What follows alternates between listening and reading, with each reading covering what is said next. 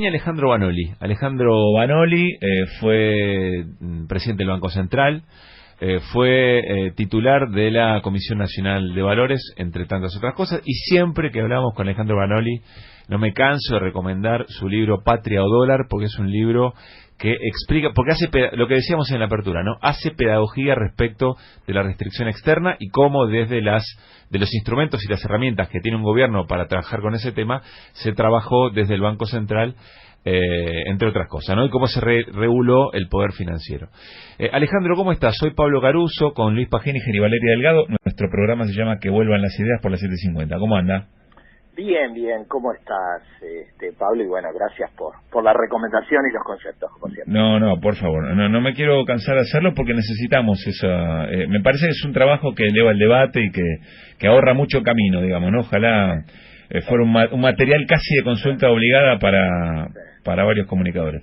Alejandro, varias consultas. En principio, qué delicada que es la escena, ¿no? Porque da la sensación que está tan vulnerable la economía argentina que todos tienen que andar medio en puntas de pie, sobre todo la oposición y específicamente Alberto Fernández, porque da la sensación que cualquier cosa que haga o diga o apellido que nombre y empodere podría modificar en algo la situación actual.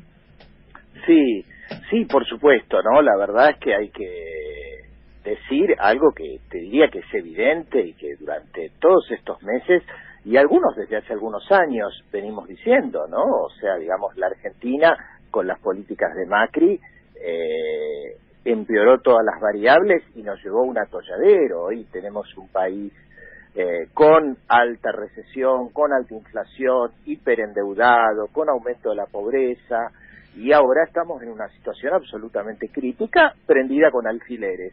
Creo que en este sentido la responsabilidad de la oposición está de alguna manera tratando de que esta situación no empeore, pero bueno, todo depende de lo que haga el gobierno en estos, te diría, 3,5 de meses largos, 2 hasta la elección y el mes y medio posterior de la primera vuelta, para que esto no se agrave, ¿no? Evidentemente, yo escuchaba lo que transcribían de Macri, y si bien es cierto que hay una coherencia absoluta en Macri hasta las elecciones, en gobernar para los sectores concentrados, en intentar crear un país preperonista, donde solamente sea negocio, el sector agrario, minero, concentrado y bancario, lo cierto es que la semana pasada vimos una suma de incoherencias y disparates, de alguna manera que solo pueden ser explicados por la desesperación por tratar de retener el poder a toda costa, pero claramente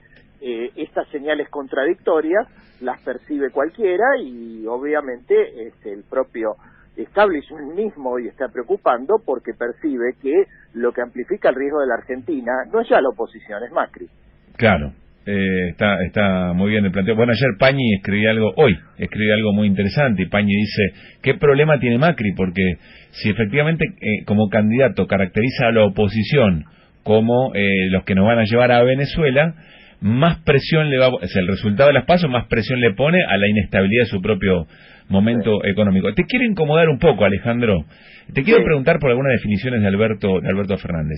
Cuando Alberto Fernández manda hablar con la CUNSA a Nielsen, cuando hoy en este contexto dice que Martín Redrado, que está trabajando con él, que es un hombre que va a hablar, que todo lo que diga es porque ya lo habló con él, y que efectivamente está trabajando en estos aspectos. ¿Eso quiere decir que a futuro Nielsen y Redrado van a ser los que conduzcan la economía, o son las señales que Alberto Fernández está de alguna manera obligado a dar ahora? La verdad que es una buena pregunta. Yo creo que Alberto Fernández, lo que le he escuchado es que él todavía no había definido quiénes iban a ser los miembros del gabinete y que no lo iba a hacer para que no los esmerilen. Indudablemente también ha dicho que Nielsen y Redrado colaboran de alguna manera con él.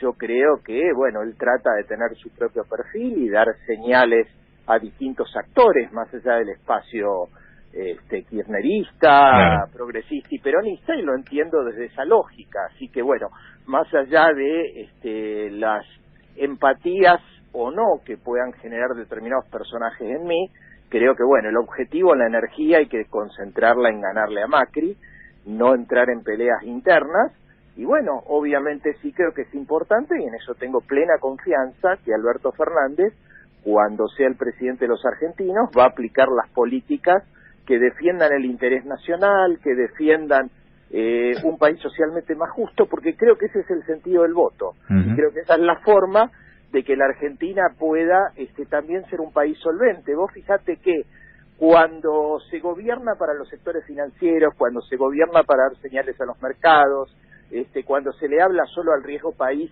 de los bonos y no de la calle, sí, se termina generando esto que algunos caracterizan, a mí no me gusta, como Venezuela, porque es una estigmatización, como, digamos, las crisis a los que nos arrastraron los economistas neoliberales, los gobiernos neoliberales, ¿no? Y que después tienen que venir gobiernos del signo popular a resolver los enormes problemas de endeudamiento y de crisis, además de destrucción productiva y social que generan estos gobiernos. Claro. Y Alejandro, mismo sentido de la pregunta, pero en este caso para el tema deuda. ¿Coincidís con que esta es una deuda legítima, tomada legítimamente, a diferencia de la que mencionó Alberto Fernández con la dictadura, y que hay que, en todo caso, modificar los plazos de devolución, pero no reestructurar con quita, como se hizo con el gobierno de Néstor y Cristina? Mira, a ver, creo que hay definiciones, yo te diría en tu pregunta, algunas que son más conceptuales y otras que son más instrumentales, sí, ¿no? O sea, voy sí. a ir por lo primero y por lo segundo. Vale. En lo primero, yo creo que ya la estrategia del gobierno de Néstor y Cristina iba por el lado en ese momento de la solvencia, o sea, no hubo una discusión sobre la ilegitimidad de la deuda, porque lo cierto es que la deuda había tenido quitas a lo largo del tiempo, en su momento cuando fue el plan Brady, y después con la quita del 75%, y después hubo distintos procesos de canje y de reestructuración, donde nunca se planteó esta cuestión. Yo creo que en su momento esto fue un gran déficit de la democracia en los 80, porque ahí el Parlamento argentino debió haber investigado, tiene una responsabilidad constitucional. En el gobierno de Alfonsín se había implementado una comisión que estudiara el origen de la deuda y fue desactivada.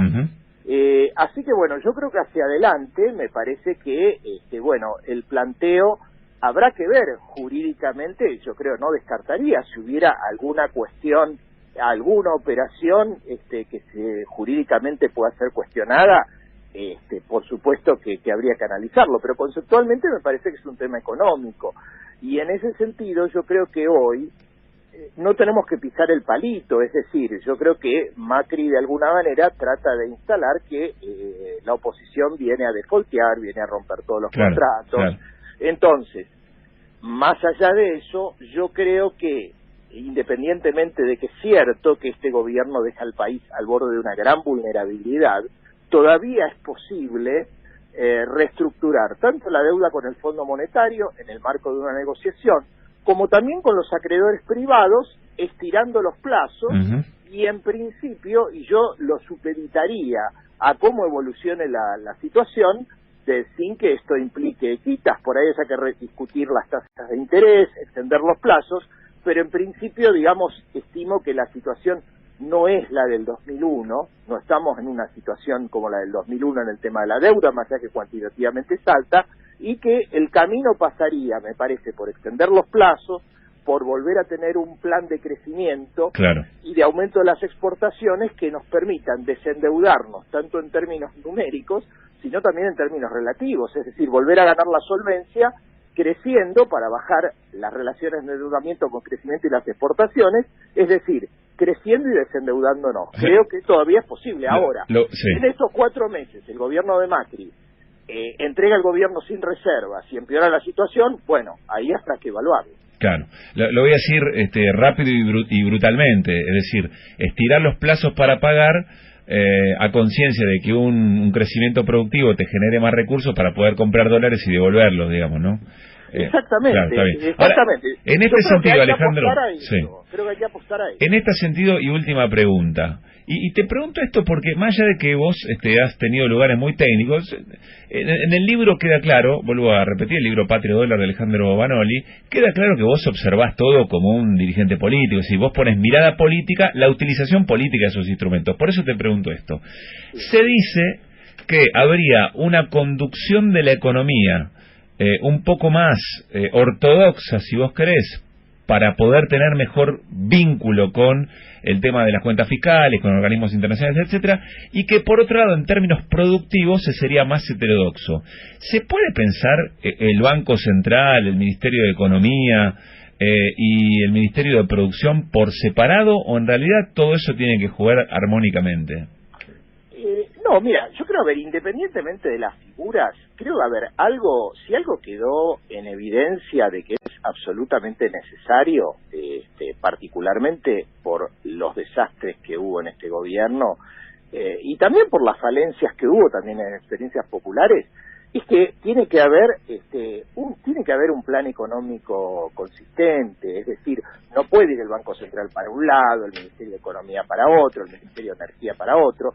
Tiene que haber una consistencia de políticas. Incluso, yo lo escribí en el mismo libro, me parece que aún en el gobierno de Néstor y Cristina hubo periodos donde también había muchas caras en la economía, por ahí no hubo tanta consistencia interna, y me parece que hubo otros momentos, por ejemplo, al principio, en la época de La Baña, o después con Vudú, o al final, en la etapa con Kicillof, donde hubo una etapa consistente, donde hubo, de alguna manera, una mirada integral del proceso económico, ¿no? Así que yo creo que, en este sentido, no se trata de tirarle este ministerio a un ortodoxo, o a un heterodoxo. Tiene que haber un plan integral, donde haya una consistencia entre la política fiscal, la política monetaria, la política cambiaria, la política de desarrollo, y en ese sentido todo tiene que estar orientado, me parece, al desarrollo, a la estabilidad, porque de alguna forma también ha quedado en claro que si uno cree que puede hacer